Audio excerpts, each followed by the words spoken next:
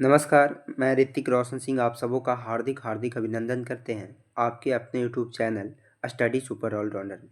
आज के हम इस वीडियो में क्लास 12th के जो चैप्टर 9 है किरण प्रकाशिकी एवं प्रकाशीय यंत्र, जिसे हम इंग्लिश में ray optical and optical instruments के नाम से जानते हैं। इस चैप्टर के हम आज इस वीडियो के माध्यम से इसके प्रश्न और उत्तर को देखने वाले हैं। तो चलिए हम इस वीडियो को आगे बढ़ाते हैं। सबसे पहला जो आपका प्रश्न है वो है कि पूर्ण आंतरिक परावर्तन क्या है, इसके शर्त क्या है। इसमें दो प्रश्न हैं, पहला है पूर्ण आंतरिक परावर्तन और दूसरा इसका शर्त। तो सबसे पहले इसका डिफिनीशन को हम पढ़ लेते हैं एक बार। देखिए, इसका डिफिनीशन 3 स्टेप में आपको याद करना है और वो एक चित्र के माध्यम से भी आपको हम अभी समझाएंगे। सबसे पहला स्टेप है कि जब प्रकाश की किरण सघन माध्यम से विरल माध्यम में प्रवेश करेगा। पहला स्टेप क्या कि प्रकाश जो है उसकी किरण प्रकाश की किरण सघन माध्यम से विरल माध्यम में प्रवेश करती है। यहाँ पे देखिए आप ये चित्र को, ये सघन माध्यम जल हो गया, ठीक, और विरल माध्यम आपका वायु हो गया। तो यहाँ सघन माध्यम से विरल माध्यम में यहाँ प्रवेश किया, देखिए प्रवेश किया इधर किरण, प्रकाश की किरण। तो पहला स्टेप क्या कि जब प्रकाश की किरण सघन माध्यम से विरल माध्यम में प्रवेश करे, तो प्रवेश कर गया। अब आगे समझिए दूसरा स्टेप। प्रवेश करने के बाद जो इसमें बताया जा रहा है, तो आपतन कोण का जो मान है वो क्रांति कोण के मान से अधिक हो जाता है। दूसरा स्टेप में क्या, जैसे ही प्रवेश किया तो उसके बाद दूसरा स्टेप में कि आपतन कोण का जो मान है वो क्रांति कोण के मान से क्या हो गया, अधिक हो गया। तो यहाँ देखिए आपतन कोण और क्रांति कोण। यहाँ पे आपतन कोण जिसे हम आई से सूचित करते हैं, क्रांति कोण हो गया आई सी, कोण आई सी से सूचित किए हैं। तो यहाँ देखिए आपतन कोण का जो मान है, आपतन कोण कौन था, कोण आई था, तो कोण आई यहाँ पे देखिए ये आपतन कोण हो गया। इसका जो मान है यहाँ पे बढ़ गया है, ठीक। तो दूसरा स्टेप में क्या कि आपतन कोण का मान क्रांति कोण के मान से बढ़ जाता है। कब बढ़ता है, जब प्रकाश की किरण सघन माध्यम से विरल माध्यम में प्रवेश किया था। उसके बाद बताया जा रहा है यहाँ पे कि जैसे ही सघन माध्यम से विरल माध्यम में गया, पहला स्टेप। दूसरा स्टेप कि आपतन कोण का जो मान है वो क्रांति कोण के मान से अधिक हो गया। जैसे ही अधिक हुआ तब प्रकाश की किरण जो है पुनः उसी माध्यम में क्या हो जाएगा, वापस लौट जाएगा। और यह जो घटना घटा इसी को हम क्या कहेंगे, प्रकाश का पूर्ण आंतरिक परावर्तन कहेंगे। देखिए 3 स्टेप में आपको याद कर लेना है इस प्रश्न को। आप सबसे पहला स्टेप कि सघन माध्यम से विरल माध्यम में प्रवेश किया, इसका प्रकाश की किरण इधर से इधर विरल माध्यम यानी जल से वायु में प्रवेश किया, ठीक। जैसे ही प्रकाश किरण जल से वायु में प्रवेश किया, पहला स्टेप। तो दूसरा स्टेप तब जो है आपतन कोण के मान यानी कोण आई के मान क्रांति कोण के मान से यानी कोण आई सी के जो मान है वो बढ़ जाता है। फिर से सुनिए, आपतन कोण का मान क्रांति कोण के मान से अधिक हो जाता है। क्या हो जाता है, आपतन कोण का मान क्रांति कोण के मान से अधिक हो गया। यहाँ देखिए मान से अधिक हो गया। जैसे ही अधिक हुआ बाबू आपका, यहाँ पे देख सकते हैं इसका जैसे ही कोण आई सी बढ़ा तो ये सघन माध्यम का जो किरण था वो विरल माध्यम वाला जो किरण है वो क्या हो गया, वापस यहाँ से लौट गया है ना। और ये जो घटना घटा इसे ही हम क्या कहेंगे, पूर्ण आंतरिक परावर्तन कहेंगे। तो मैं उम्मीद करता हूँ कि आप पूर्ण आंतरिक परावर्तन को अच्छे से समझ गए हैं। अब इसका शर्त को समझिए। पूर्ण आंतरिक परावर्तन समझिए, अब इसके कुछ उदाहरण देख लेते हैं। देखिए हीरा का जो चमकना है वो एक आपका किसका उदाहरण है, पूर्ण आंतरिक परावर्तन का। दूसरा टूटे हुए कांच के किनारों का चमकना, जैसा टूटा हुआ जो कांच है उसके किनारे से भी क्या आपको चमक ज़्यादा दिखेगा, तो वो भी किसका उदाहरण है, पूर्ण आंतरिक परावर्तन का। अब इसका दो शर्त है बाबू। पहला शर्त है कि प्रकाश की किरण को सघन माध्यम से विरल माध्यम में प्रवेश करना चाहिए। पहला क्या इसका शर्त है कि प्रकाश की जो किरण है वो सघन माध्यम से विरल माध्यम में प्रवेश करेगा। जैसा कि आप भी देखें कि सघन माध्यम से विरल माध्यम में प्रवेश किया यानी जल से वायु में गया। दूसरा इसका शर्त है कि आपतन कोण का जो मान है वो क्रांति कोण के मान से अधिक हो जाएगा, यानी कोण आई के जो वैल्यू है वो कोण सी के वैल्यू से क्या हो जाएगा, अधिक हो जाए। ये दो शर्त हो गया बाबू। तो पहला प्रश्न आप अच्छे से समझ गए होंगे। अब दूसरा प्रश्न की ओर हम बढ़ते हैं। देखिए दूसरा प्रश्न जो है वो है नेत्र की समंजन क्षमता से आप क्या समझते हैं। देखिए बाबू, ये प्रश्न आपको अगर नहीं याद हुआ तो मेरा चैनल को सब्सक्राइब नहीं कीजिएगा। नहीं याद हुआ तब, क्योंकि मेरा वादा है कि ये प्रश्न आपको बस एक बार समझाते के साथ आपको याद हो जाए। देखिए एक आपको उदाहरण लेते हैं। आप पहले छाया में रहिए, ठीक, छाया में है, फिर छाया से डायरेक्ट आप लाइट में जाइए।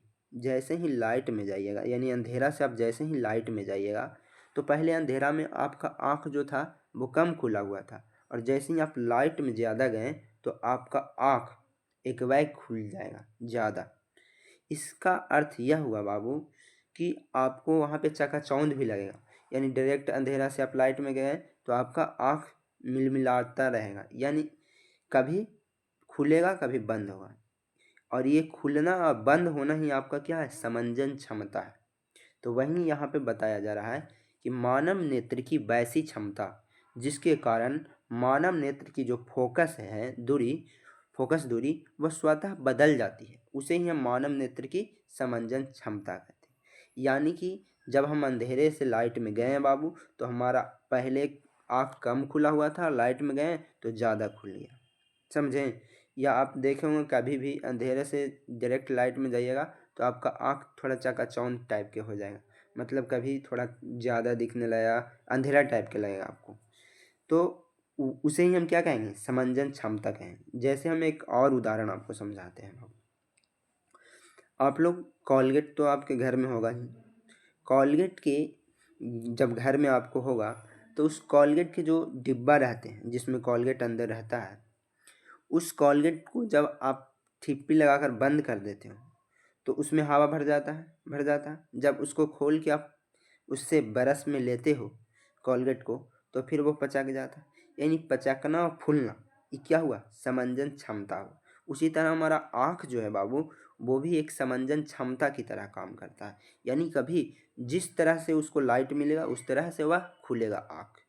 और ये बंद होना मेरे आँखों का और खुलना ही क्या है, समंजन क्षमता है। तो यहाँ यही बात बताया जा रहा है कि मानव नेत्र की वैसी क्षमता जिसके कारण मानव नेत्र की फोकस जो दूरी है वो स्वतः बदलती रहती है कि मतलब कभी बढ़ती है कभी घटती है। उसे ही हम क्या कहते हैं, मानव नेत्र की समंजन क्षमता कहते हैं। अब मैं उम्मीद करता हूँ कि दूसरा प्रश्न भी आपको अच्छे तरीके से समझ में आ गया होगा, याद हो गया होगा। अब तीसरा प्रश्न की ओर समझिए।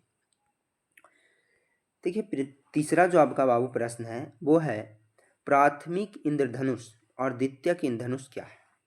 देखिए प्राथमिक इंद्रधनुष और द्वितीयक इंद्रधनुष में आप डायरेक्ट दो गो अंतर भी लिख सकते हैं या अलग अलग डिफिनीशन भी लिख सकते हैं। तो देखिए हम यहाँ पे बताए हैं।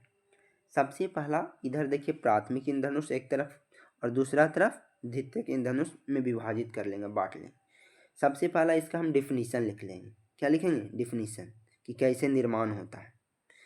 तो वर्षा के बूंदों में सूर्य के प्रकाश का 2 बार अपवर्तन तथा 1 बार पूर्ण आंतरिक परावर्तन से क्या होता है, प्राथमिक इंद्रधनुष का निर्माण होता है। जबकि द्वितीयक इंद्रधनुष में क्या होता है, वर्षा के बूंदों में सूर्य के प्रकाश का 2 बार अपवर्तन तथा 2 बार पूर्ण आंतरिक परावर्तन। इसमें क्या था, 1 बार हुआ पूर्ण आंतरिक परावर्तन, 1 बार हुआ 2 बार अपवर्तन हुआ और 1 बार क्या हुआ, आंतरिक परावर्तन। जबकि द्वितीयक में क्या हुआ, द्वितीयक में 2 बार दोनों हो गया। इसमें 1 बार अपवर्तन, 1 बार आपका क्या हुआ, आंतरिक परावर्तन हुआ और 2 बार आपका क्या हुआ, अपवर्तन हुआ। तो ये अंतर आप समझ गए होंगे। दूसरा अंतर कह रहा है कि जो प्राथमिक इंद्रधनुष है इसमें 41 डिग्री से 43 डिग्री का ही कोण बनता है। याद रखिएगा बाबू, प्राथमिक जो इंद्रधनुष है इसमें 41 डिग्री से 43 डिग्री का ही कोण बनता है। जबकि द्वितीयक इंद्रधनुष में इसमें 51 डिग्री से 54 डिग्री का कोण बनता है। द्वितीयक इंद्रधनुष में कितना डिग्री का कोण बनता है, 51 डिग्री से 54 डिग्री का। ठीक, तीसरा समझिएगा। तीसरा बताया जा रहा है प्राथमिक इंद्रधनुष के बारे में कि इसमें बाहरी जो रंग है बाबू वो लाल एवं आंतरिक रंग बैंगनी होता है। देखिए बाबू, आप लोग कभी कभी जब मतलब बिजली वगैरह चमकता होगा उस टाइम आपको मतलब बैजानी पिनाला टाइप का कलर दिखाएगा, यानी उसमें 7 रंग के कलर होते हैं। क्या होते हैं, 7 रंग के कलर रहेंगे। वो अगर आपको दिखते हैं तो उसमें आप देखिएगा, वो इंद्रधनुष में आप देखिएगा कि कभी कभी बाहरी रंग जो है उसका लाल रहेगा और आंतरिक रंग जो रहेगा वो बैगनी रहेगा, तो वो समझ जाइएगा कि प्राथमिक इंद्रधनुष हुआ। और दूसरा, इसकी बाहरी रंग जो है बैगनी रहेगा और आंतरिक रंग लाल रह गया, तो अब समझिए द्वितीयक इंद्रधनुष है। ठीक। चौथा पॉइंट कि इसमें कोणों का जो अंतर होता है बाबू वो 2 डिग्री का होता है, जबकि इसमें कोण का अंतर कितना होता है द्वितीयक इंद्रधनुष में 3 डिग्री के। अब कहिएगा कि सर कैसे होता है, तो यहाँ देखिए 41 में से आप 43 में से आप 41 घटाइएगा तो कितना बचेगा, 2 बचेगा, तो यहाँ 2 डिग्री अंतर हो गया। इसमें देखिए 54 में से 51 घटाइएगा तो 3 डिग्री हो गया। तो यही बस बात यहाँ पे लिख दी।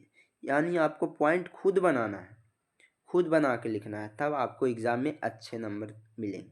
और दूसरा बात कि आपको एग्ज़ाम में अच्छा नंबर लाना है बाबू, तो आप पॉइंट वाइज पॉइंट लिखिएगा, ये नहीं कि कहानी बना के। पॉइंट वाइज पॉइंट लिखने से क्या होता है कि जितना पॉइंट लिखेंगे उतने नंबर आपको मिलते हैं, पॉइंट के अनुसार नंबर मिलेंगे। ठीक।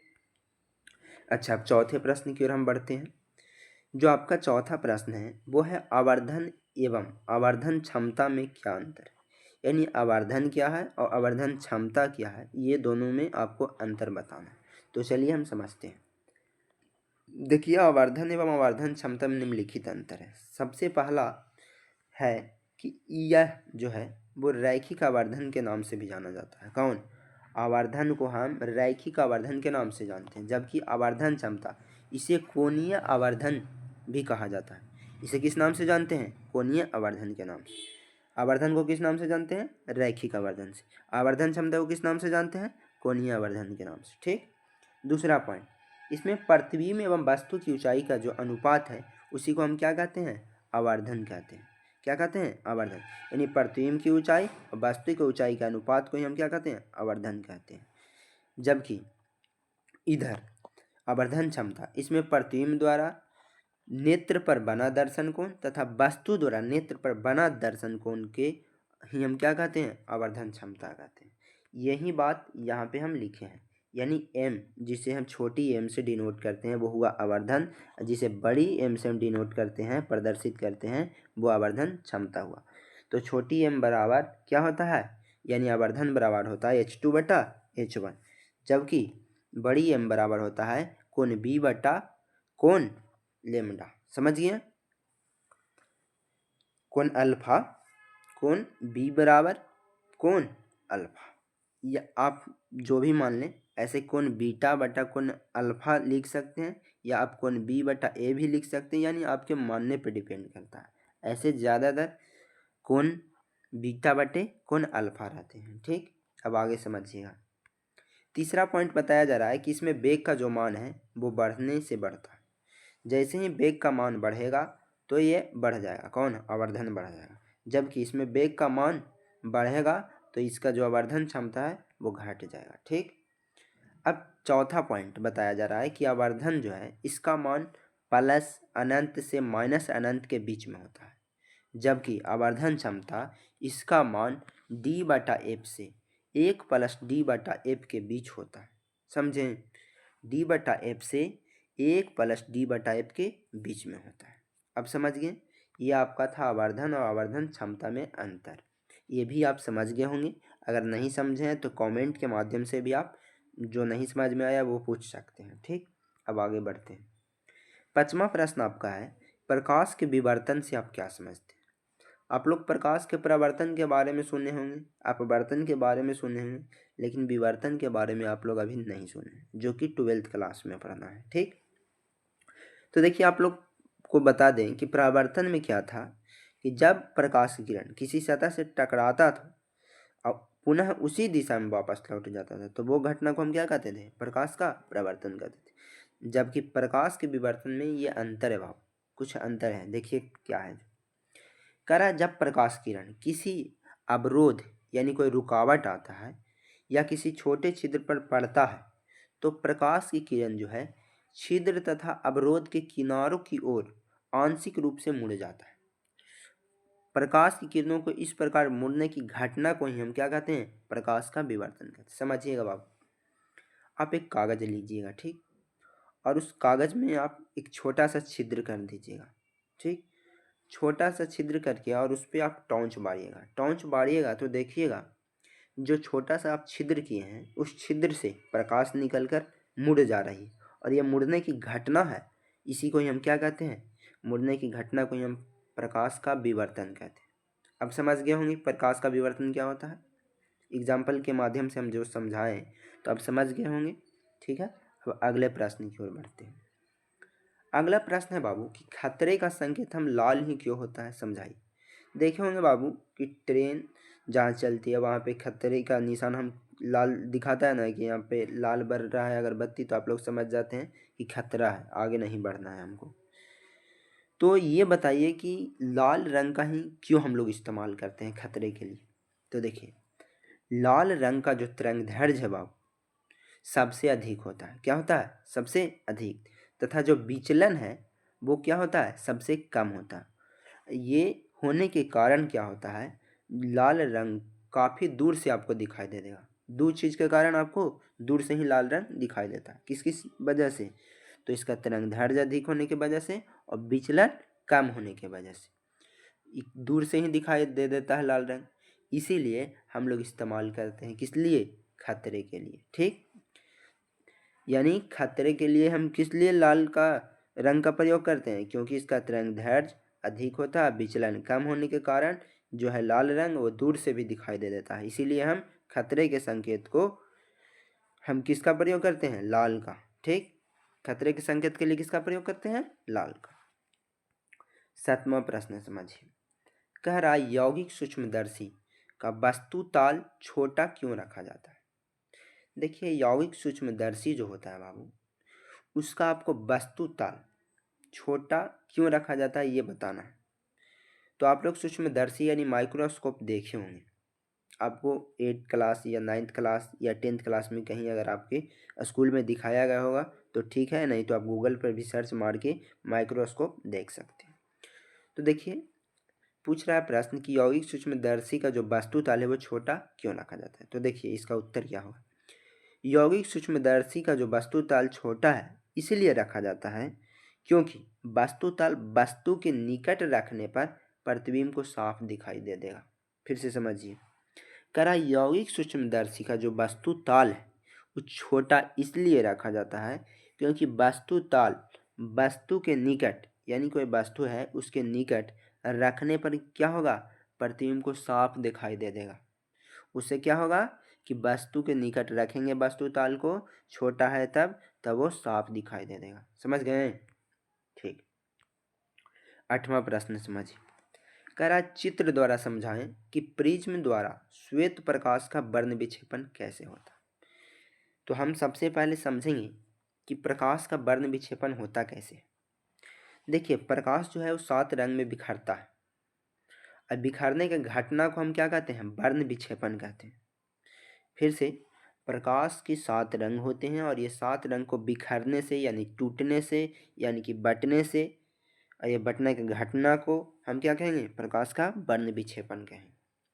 लेकिन आपका प्रश्न पूछा जा रहा है कि प्रिज्म द्वारा आपको बताना है कि श्वेत प्रकाश का वर्ण विक्षेपण कैसे होता है।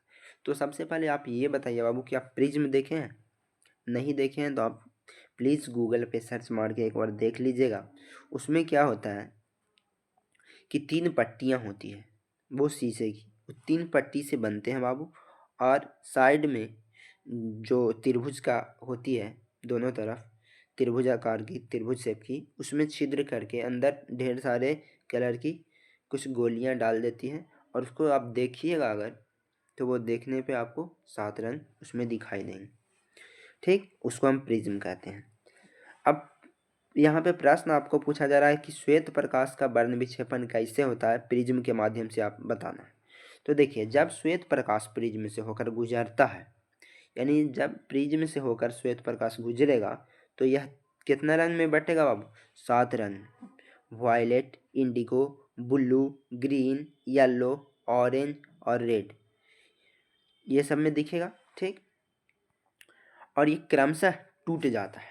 टूट गया, यहाँ पे देखिए टूट गया ना, यहाँ पे प्रिज्म है, ये प्रिज्म का त्रिभुज शेप का, और इस पे जैसे ही हम देखेंगे तो ये 7 रंग में क्या हो जाएगा, टूट जाएगा और आपको 7 कलर अलग अलग दिखेंगे, जिसमें आपको क्या देखना है, आपको देखना है यहाँ पे श्वेत रंग।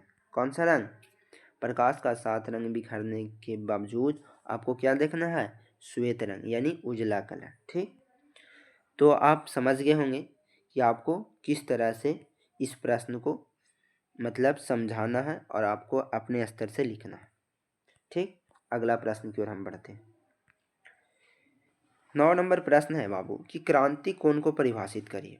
तो मैं अभी आपको एक सबसे पहला प्रश्न में क्रांति कोण समझाए थे बाबू। ठीक, यहाँ पे देखिए पहला क्वेश्चन, क्रांति कोण जिसे हम कोण IC द्वारा सूचित करते हैं, ये क्रांति कोण था बाबू। ठीक, यही बात आपको यहाँ पे पूछ लिया गया। तो देखिए क्रांति कोण कह रहा है, क्रांति कोण को परिभाषित करें तथा इसकी शर्तों को लिखें। और इसका क्या शर्त था, 2 शर्त था। ठीक, वो भी आपको बताना है, चाहे एक शर्त भी आप लिख सकते हैं। देखिए आपतन कोण का वह मान जिसके लिए अपवर्तन कोण का मान 90 डिग्री हो। आपतन कोण अपवर्तन कोण आपको अभी हम उस चित्र में बताए थे। तो बोल रहा है कि आपतन कोण का वह मान जिसके लिए अपवर्तन कोण का मान कितना डिग्री हो जाए, 90 डिग्री हो जाए, उसे ही क्या कहते हैं, क्रांति कोण कहते हैं। इसे हम किसके द्वारा सूचित करते हैं बाबू, C द्वारा सूचित करते हैं। ठीक, क्रांति कोण को हम किसके द्वारा सूचित करते हैं, C के द्वारा। तो यहाँ पे साइन C बराबर 1/, माइक्रो होता है, या डायरेक्ट हम C नहीं लिखेंगे, उसके आगे साइन लगाया जाता है। ठीक बाबू, तो साइन C बराबर 1/, माइक्रो, या इस तरह से भी हम बोल सकते हैं, इसको मल्टीप्लाई करके मतलब ट्रिपल मल्टीप्लाई करके तिरछा तिरछी गुना करके माइक्रो बराबर 1/sin C। ठीक, जहाँ C जो है क्रांति कोण है, माइक्रो जो है अपवर्तनांक है। ठीक, अब इसके शर्त को समझिए। इसका शर्त था कि जब प्रकाश किरण माध्यम से सघन माध्यम यानी सघन माध्यम से विरल माध्यम में प्रवेश करेगा, तब क्रांति कोण का जो मान है आपतन कोण के मान से कम हो जाएगा। क्या हो जाएगा, कम हो जाएगा। यही आपका शर्त था। 10 नंबर प्रश्न को देखिए। 10 नंबर प्रश्न बोल रहा है कि रंगीय विपथन त्रुटि को कैसे कम किया जाता है। ठीक, तो देखिए 2 प्रिज्म को एक दूसरे के विपरीत आप रख दीजिए और उसको जोड़ देना है। विपरीत रखने के बाद दिशा में जोड़ देना है। जोड़ने से रंगीय विपथन को हम क्या कर सकते हैं, कम कर सकते हैं। ठीक, 11 नंबर प्रश्न समझिए। आसमान का जो रंग है बाबू नीला ही आपको क्यों दिखाई देता है, क्या रीजन है भाई कि हमको नीला ही दिखाई देता है। देखिए पृथ्वी की सतह पर जो है वायुमंडल होता है। आप भी देख रहे हैं कि पृथ्वी की सतह पर क्या होता है, वायुमंडल होता है। यानी वायुमंडल के मतलब हुआ कि जिसमें सभी तरह के गैस मौजूद हो। तो हमारे वायुमंडल में धूल कण बहुत सारी चीज़ है ना। तो हाँ, वहीं यहाँ पे बताया जा रहा है कि पृथ्वी की सतह पर वायुमंडल होता है। वायुमंडल के सहारे सभी धूल कण क्या होते हैं, उड़ जाते हैं, उड़ते रहते हैं। और जब इस पर प्रकाश किरण पड़ता है तो सभी रंग का बिखराव हो जाता है। क्या हो जाता है, सभी रंग अलग अलग बट जाते हैं। लेकिन बैगनी, जामुनी एवं नीला रंग, कौन कौन, बैगनी, जामुनी एवं नीला रंग बिखराव सबसे अधिक होता है। यानी सबसे ज़्यादा कौन टूटता है बाबू, सबसे ज़्यादा कौन बिखरता है बाबू, बैगनी, जामुनी और नीला रंग। जिसके वजह से क्या होता है कि आपका आसमान का रंग क्या दिखाई देता है, नीला दिखाई देता है। तो आप समझ गए होंगे। अगला प्रश्न 12 नंबर प्रश्न है कि इंद्रधनुष का निर्माण कैसे होता है। तो देखिए इंद्रधनुष का निर्माण कैसे होता है, वर्षा के बूंदों में, जो आपका वर्षा के बूंद होते हैं बाबू, उसमें सूर्य के प्रकाश का वर्ण विक्षेपण के कारण इंद्रधनुष के निर्माण होता है। यानी 2 बूंद जब आपस में टकराते हैं, टकराने से वहाँ पे क्या होता है, प्रकाश का वर्ण विक्षेपण होता है। और वर्ण विक्षेपण होने के कारण ही इंद्रधनुष का क्या हो जाता है, निर्माण हो जाता है। ठीक, इंद्रधनुष में 7 रंग होता है, आप भी आपको बताए थे, जिसे हम इंग्लिश में विविग्योर बोल के ट्रिक मतलब विविग्योर नाम एक दे दिए हैं। वी से वायलेट ऐसे मतलब सीरियल वाइज सजा दिए हैं। ठीक, तथा इसका आकार अर्धवृत्ताकार होता है। इंद्रधनुष का आकार कैसा होता है, अर्धवृत्ताकार। तो आपका एग्जाम में प्रश्न ऑब्जेक्टिव में भी पूछ सकता है कि इंद्रधनुष का आकार कैसा होता है, तो अर्धवृत्ताकार। इंद्रधनुष का निर्माण ठीक 12 बजे दिन में नहीं होता है। याद रखिएगा कि इंद्रधनुष का कभी भी निर्माण ठीक 12 बजे नहीं हो सकता है बाबू। इंद्रधनुष का निर्माण सूर्य के विपरीत दिशा में होता है। जब भी होगा इंद्रधनुष का निर्माण तो सूर्य के अपोजिट साइड में होगा। ठीक, इस चैप्टर का सबसे लास्ट प्रश्न आपका है कि प्रकाश का प्रकीर्णन क्या है।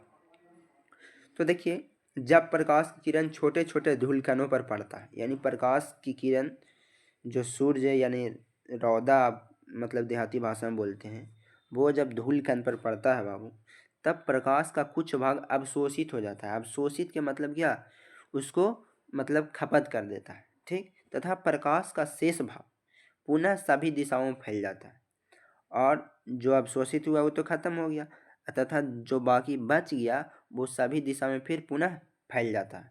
इस घटना को ही हम क्या कहेंगे, प्रकाश का प्रकीर्णन। इसको 2 स्टेप में याद करना है। पहला स्टेप क्या कि प्रकाश किरण छोटे छोटे धूल कण पर पड़ा, यानी सूर्य डायरेक्ट धूल कण पर पड़ा ना।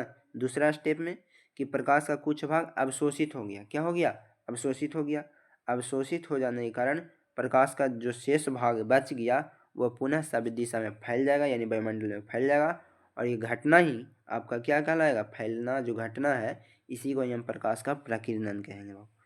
नाम से भी आप याद कर सकते हैं कि प्रकाश का प्रकीर्णन कह रहा है, तो प्रकीर्णन का मतलब हुआ कण का बिखराव हो जाना।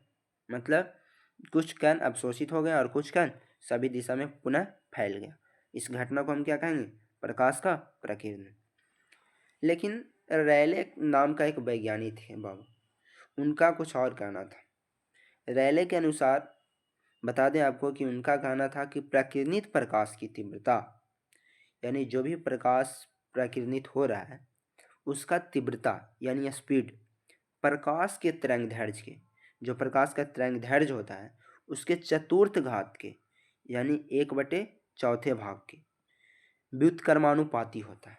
यहाँ पे यही शॉर्टकट में हम लिख दिए हैं I समानुपाती 1/λ4। ठीक, तो मैं उम्मीद करता हूँ कि इस चैप्टर में जितने भी इम्पोर्टेंट प्रश्न थे वो आपको मैं अभी करा दिया हूँ और आपको समझ में आ गया होगा। अगर नहीं समझ में आया तो कमेंट में पूछें, और इसका नोट्स आपको मैं व्हाट्सएप चैनल बनाया हूँ उस पर भी दे दूँगा। चाहे आप मुझे कॉल या मैसेज कर सकते हैं। मेरा कॉन्टैक्ट नंबर है 87 099 76 284। धन्यवाद, फिर मिलेंगे नेक्स्ट चैप्टर के साथ।